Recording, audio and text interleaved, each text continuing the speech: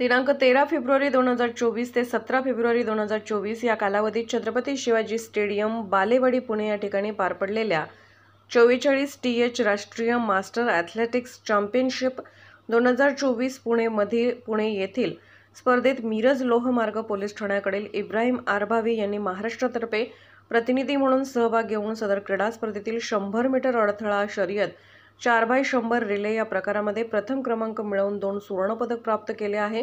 तसेच तिहेरी लांब उडी या प्रकारामध्ये तृतीय क्रमांक मिळवून 2 कांस्य पदक प्राप्त केले आहेत।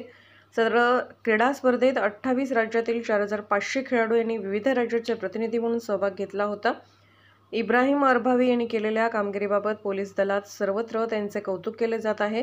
त्यांचे या कामगिरीमुळे त्यांना पोलीस अधीक्षक लोहमार्ग पुणे तुषार जोशी, पोलीस उपअधीक्षक चंद्रकांत भोसले आणि मिरज लोहमार्ग पोलीस ठाणे पोलीस निरीक्षक संभाजी काळे व राखीव पोलीस निरीक्षक खडकी पुणे आनंद काजूळकर यांनी सहभागासाठी आणि यशासाठी वेळोवेळी मार्गदर्शन व सहकार्य लाभले आहे।